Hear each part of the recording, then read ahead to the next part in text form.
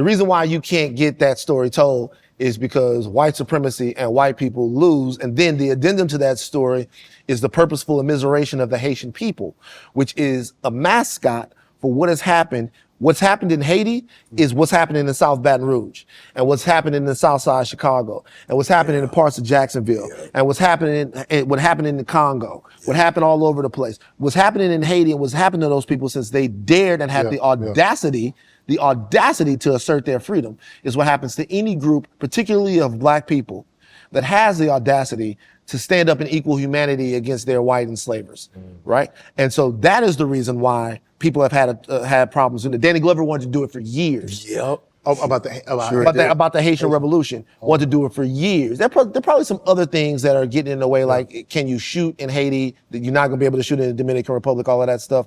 But I'll let like Karen Civil and Wyclef and all of the other ambassadors that we have to Haiti really get into that, because I think it could be done. But the real reason why Hollywood won't support that amazing story of American freedom is because it flies in the face of the order of the world as it exists today. And they've punished Haiti ever since. Yeah. Right? But for me, $22 billion in today's absolutely. And played hot potato with their leaders, like expelled some of them, kidnapped leaders, all different types of stuff. I came out here in 2006 and I had to do an LA education. At first I had to get educated on what was up with the black people and the Mexican people. Because I moved out to Van Nuys. And in 06, when I came out there, people were telling me all the time, it was just so funny. Like, yeah, it's big time, you'll be killed. I was like, what? I was like, you'll be killed. I go to the park and I'm looking around, I'm trying to hoop, and I'm looking for signs that some of the Mexican brothers are okay.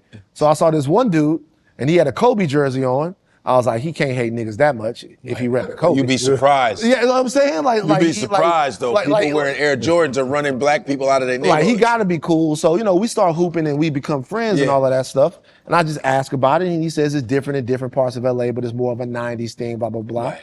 After that happens, I start moving around, want to work with kids, do little basketball programs. You in different people's hood, you gotta know where you at.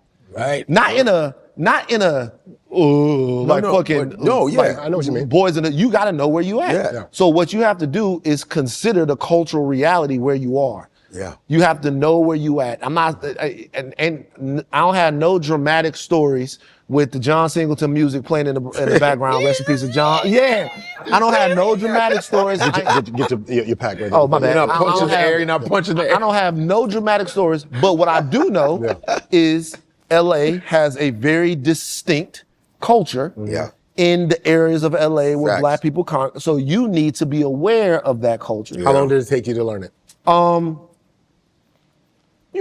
still hit Glasses Malone from time to time. Glasses. To get the download on different things, but it was important. I would say after about 2 years of moving around, I was good with all of the areas and everything that I need to know and had enough stuff. But if you want to do something in somebody else's backyard, you need to go someplace and not put your feet up on their furniture. Yeah. And it just like I was in New Orleans. I was going down there to see this girl, and there's a manhole cover on this street. Hit the manhole cover, boom, manhole cover, it's loose.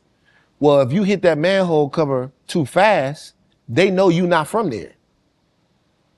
So because everybody else knows to slow down a little bit. But if you hit that bitch and they make that sound, they know you not from there. So you get out the car, what you doing?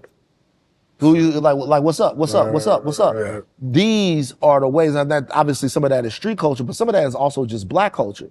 We want to know what purpose you have in our neighborhood, because things that come into our neighborhood from outside of our neighborhood oftentimes come here to do us harm. That's right. So even when I was in Los Angeles, I did not want to be a Beverly Hills, Santa Monica, West Hollywood, Studio City black person. No. I wanted to be a black person that moved around in LA, in different parts of LA where black people are at. Yeah. And so in order to do that, you have to familiarize yourself with the culture there. Right. And LA culture got a lot of rules, brother. Oh yeah, there's a lot of, I mean, my whole life, I've been out here. It's like my whole life. That actually leads me to this, because there is a certain, grace period that I think has to be given to make a transition. And I want to bring up Tyler, because I felt like Tyler got the raw end of the stick. And because she came from a different culture, and everybody just jumped on her because her music transcends through all different lines and through like music can, right? It's such a powerful tool.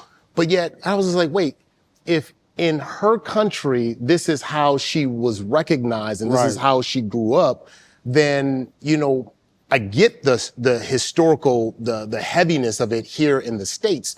But then when you start thinking about time, generation, like my father-in-law, who does not like the term black, is like, because it was used in a derogatory way. I'm a Negro. And for me, born like a kid of the 80s and 90s, I'm like, ooh, I might fight you for saying that, right? Because it just, it's weird, right? It's different. So, but the way they came out, what were your thoughts on the way they came at her? Like, that's how she grew up. She grew up in South Africa. Yeah. So we talked about this too on Higher Learning, and this is the deal. In any rational world and society, we would have been like, you know what? That's what they say over there. Right. But it isn't rational.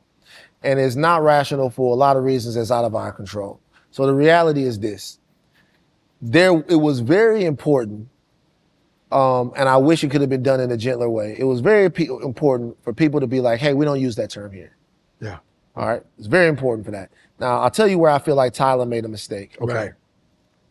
You cannot, and she's a pop star. Yep. So part of being a pop star is being non-controversial. Right. When that happens, hey, guess what? Like on the Breakfast Club, when they asked her about it, I'm black.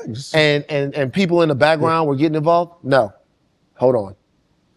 This is the way we talk where I'm from, and she's done this recently. Yeah. I understand the deep and painful history that's involved with what black people call themselves. Yeah. That from Negro to black, that type of cultural technology was invented in barbershops, in people's homes, by Stokely Carmichael, at lectures, and all of that stuff. We fought to rename ourselves. Yeah. So while I hit on that accidentally, my bad, this is the history, learn it. Period. That's it. And then after you do that, if I do something with y'all culture, after you do that, everybody else from that moment on. Period. No. Like after, I want everyone, if you don't hear anything else in this interview, hear this.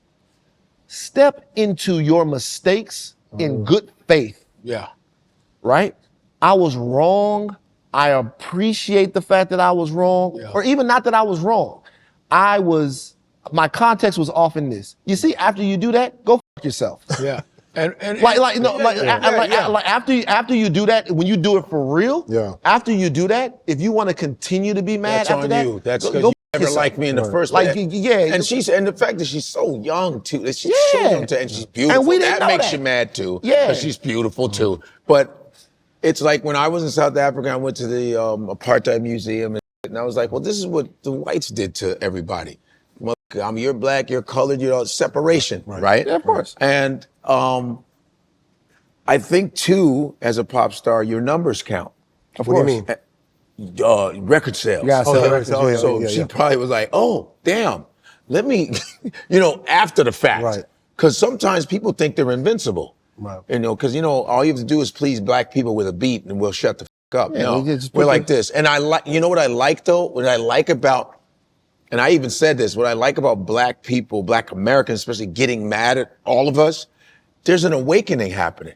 We know now. And that's what I like. When they go, I don't like what you said, I was like, I'm kind of digging it because I've always been reading about this kind of, I've been around activists my whole college life. So I like there's an awakening. I don't like when no one cares. I like when cats is like, yo, I didn't like that thing you said about, I said, great. Remember when we had that one-on-one? Yeah. We had to have a one-on-one. We had a one-on-one. He said something, and they were like, yo, man, your boy, dog. What's wrong with him? I said, first of all, he played in the NFL. It's very black. Right. Okay. He played in the NFL. He was a damn good linebacker. His brother was linebacker. So first, shut up with that. Yeah. And so we went one-on-one. I said, why don't we do a one-on-one so you can explain yourself? Yeah. But we did that, and it's okay though, because this is like what we're having real conversation. I think you've explained stuff the best though. You're what you. But you know what else? A lot of times we say something else. We all make these cultural snafus, but normally it happens in somebody's kitchen where they go, nah, don't say that. Right. Don't do that. And then you go, oh, My bad. It's cool. It's cool. She's just gonna. It's gonna take her a couple seconds. Like you come in Louisiana, like you know, everybody got their jambalaya out. You better try everybody's jambalaya. Jambalaya, yeah. If you skip somebody's jambalaya, You in you're trouble. gonna have an old black woman on the other side of the thing looking at you like this. That's fact. You're not hungry, mother. Fact. You know what I'm saying? Facts. So it's I'm glad you told me that. I'll know when I go it's down like, there. They put the food out, man. Try the food, You gotta bro. eat it. You gotta eat it. Like, bro, try the food, Yeah. bro. Like, so like, but normally that doesn't happen in front of like 140, 150 million people. You get, and now you they get want a to pint you, of you blood. get to learn. You get to learn. This is why You get to be a human being. You get to Yes. be a human being, man. Sorry, I didn't mean to hit your All shoes like gravy. that. Yeah. New drop, it's in 154 collection, embroidered mass shirt. We got the soccer jerseys in. Gold. You can see it. Come on, you know what you gotta do. 154africa.com. Go get it. Stop wasting time. Look, 154, we all connected, baby, you already know. I'm talking 154, we bringing Africa around the whole globe. Ain't no place like home.